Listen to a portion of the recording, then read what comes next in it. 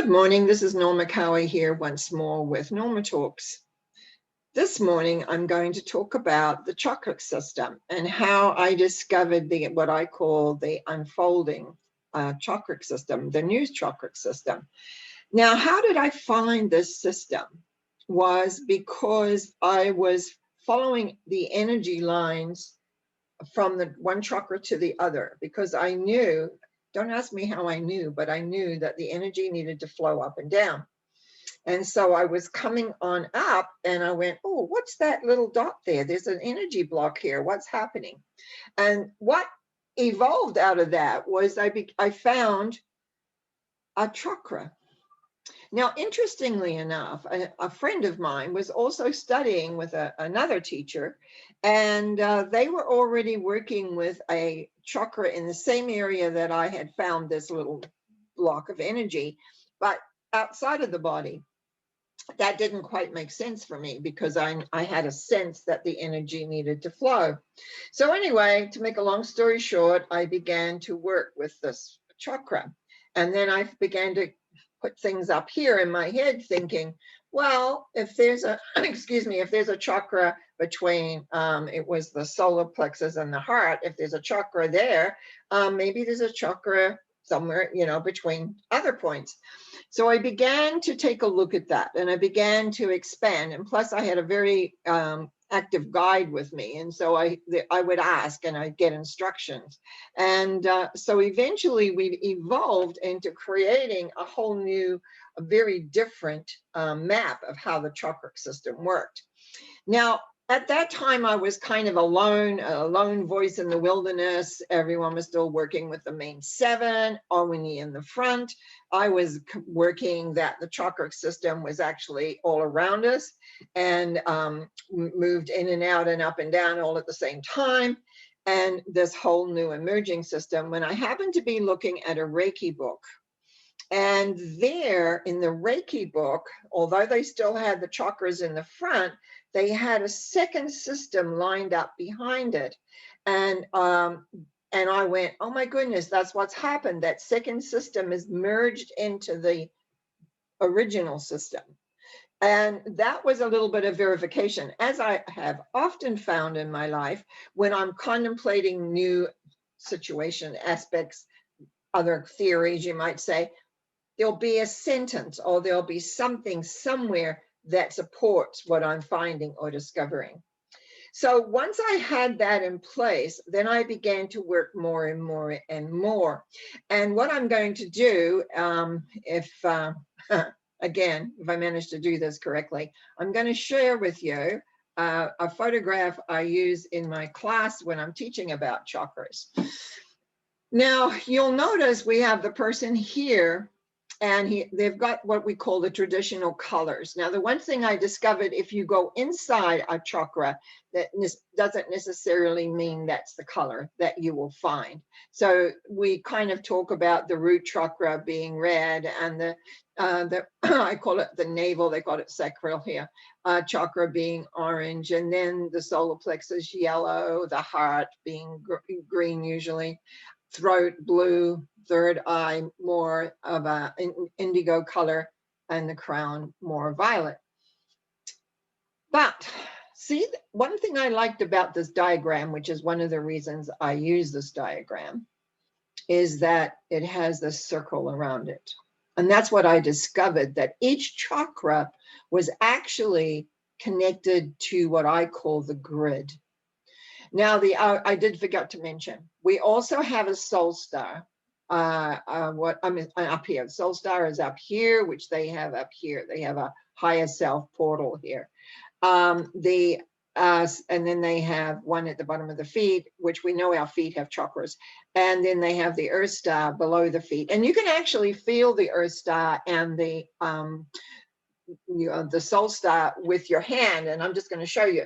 I'm going to slink down in my chair, but you can put your hand up gently and bring your hand down. It's slow. Always when you're working with energy, you work slowly. You can feel the resistance on your hand and with the bottoms of your feet. And just to show you that there is that energy vortex there. Now, one of the things and how I teach this is, and how I work with my transformations with it when it's showing a chakra element that isn't working, what I do is I work with the person and we move the chakra out to the front and plug it into this grid. Now, every chakra has a certain energy they bring in. And we know that, for instance, the basic chakra, but I like to start when I'm teaching, because I like to start with the heart chakra. Why? Because when we plug into the heart chakra, it plugs into the universal love energy. We bring that love energy in and through and find the back part of it and plug it in there. And then we can sort of round around it so that we can feel it all the way through. Now, one thing I love about this is because the heart chakra connecting to the universal love energy, as it brings it in and through, it actually brings that love energy into the physical heart, which then, of course, puts it in the blood and then gives it the opportunity to take that lovingness in through the blood to every part of your body. So we don't have a separation from that universal love source. It's not like out here somewhere or, you know, wherever they want to put it. Some people have all sorts of, you know, we have to go here to get it, or it's actually inside of us because of this. So by going through these, now I'm just going to add the ones because I don't have, it's very hard to take a picture of something and then add to it. Now, so these ones here, the earth star, the feet, and the root. But in between the root and the sacral, there's one right on the pubic bone.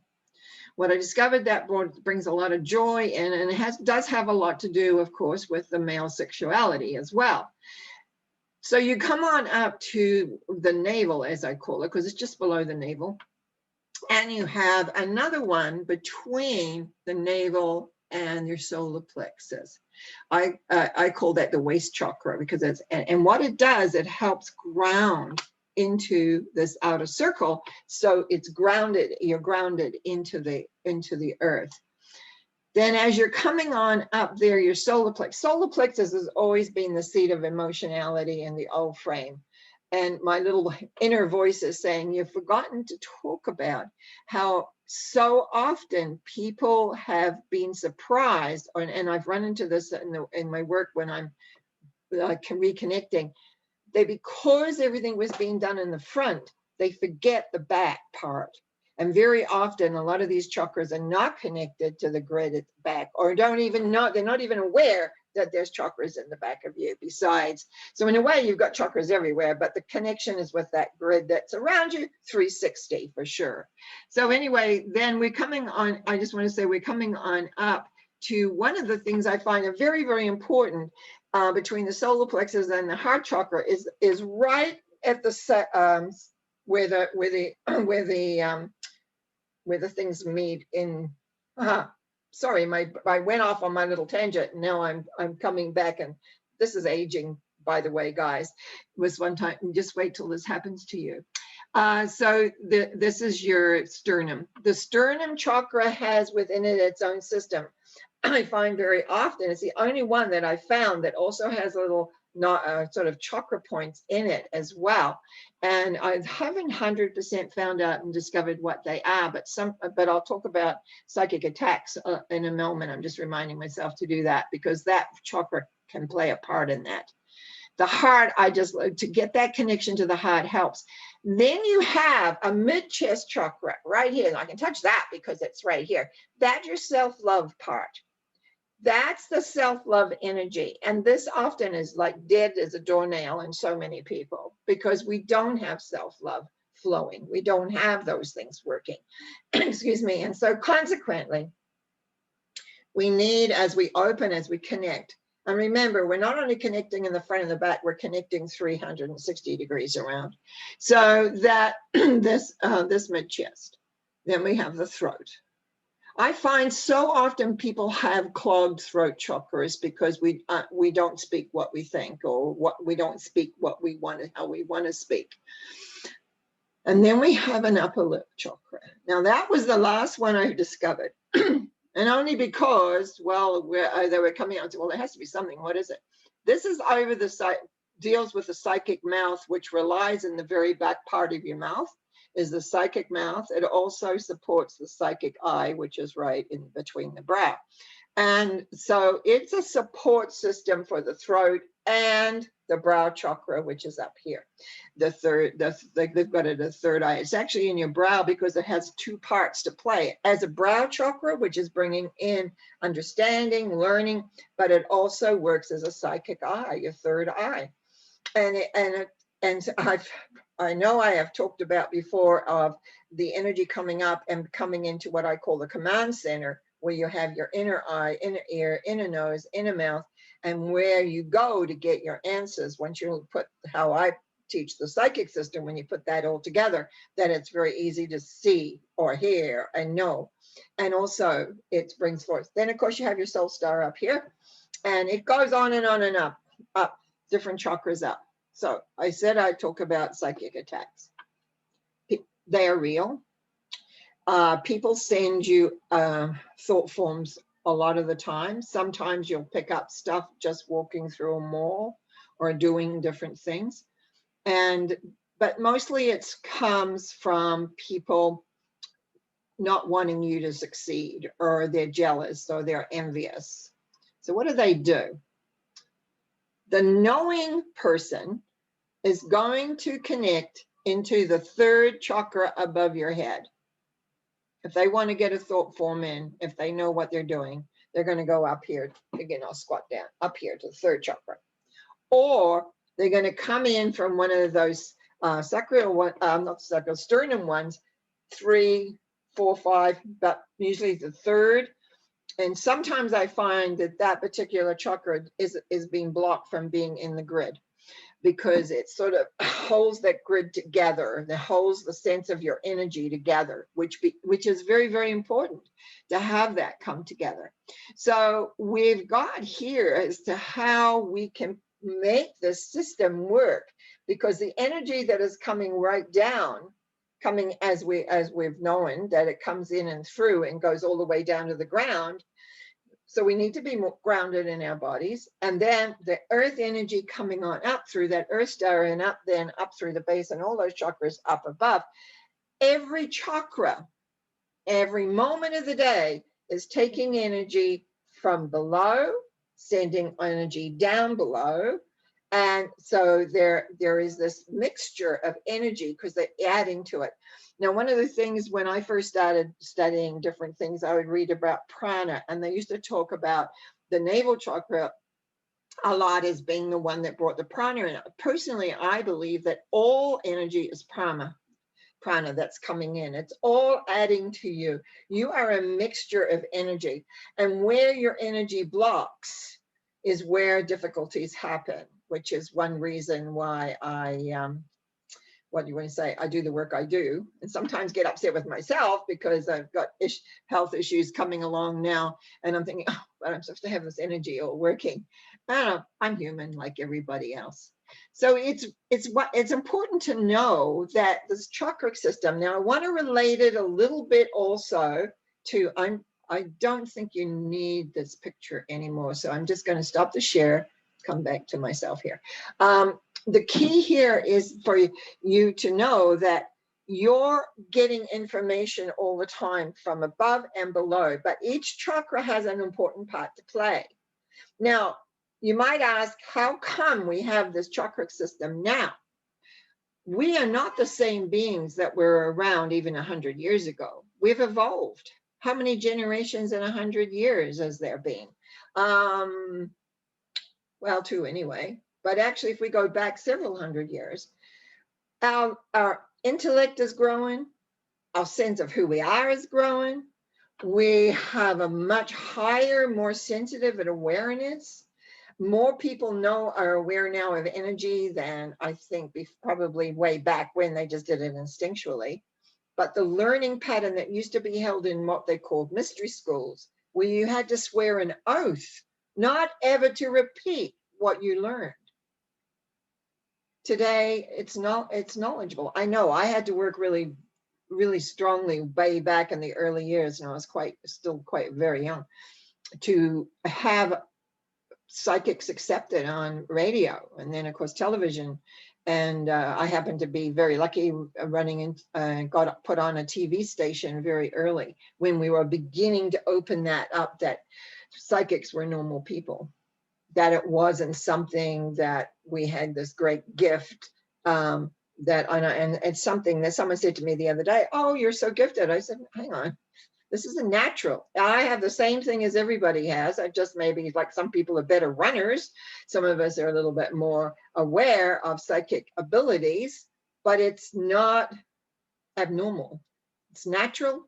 And that's what people, when they were hunting and gathering, that's what they relied on, because that chakra system, and as I said, it was a little different then as it is now, would let them know through their intuition, oh, their hearing was more enhanced. Their whole lot of things were enhanced, which we don't have at the present time, because we have a lot of noise and a lot of things going on and a lot of things happening. So I want you to be aware of that you have this magnificent chakra system. The unfortunate thing, it gets blocked. The unfortunate thing, it gets disconnected from the grid. Unfortunately, it is not a big thought form yet that you're actually living in a sort of what do you call it? Around an energy field that is around you. And when you talk a lot about auras, and which I have done in the past, about the importance of having them fairly close to you rather than way out there picking up everything. Because what comes in can come into your intuition system. This command center I talk about in the center of your head, where your pineal and pituitary gland are, that's where you go for your information. And that's where your intuition will talk to you. The awareness that we have the ability to understand. It's like you ask a question, you get the answer. The connection with guides, etc. Some people call them angels, some people call them guides, some people call them whatever. There's lots of different names that we use. I know I've had the experience of having a very strong teacher for, 20 odd years, that until I happened to get ill, and he had other things to do because I couldn't work, and he liked to teach, and I like to teach too. So, but I've had other ones that have always been supportive. And the thing is not to be ignored, that with chakra system is really very, very, very important to you. And so it's learn about it, learn the energy, learn the way. This is one reason I do the transformation work, to help people get that system back working effectively. Because when you have that working effectively, it makes a huge difference for sure. And sometimes when people start, it's just like every chakra has a block in it somewhere. And it's a lot of work to unplug all those and get them rolling and get them working. We look like we're solid, but we're not. We know that every cell has an empty space in it, and that's energy. And we want that energy moving all the time, because where it's not moving, that's where we create problems, and that's where we have health problems and health issues and other things.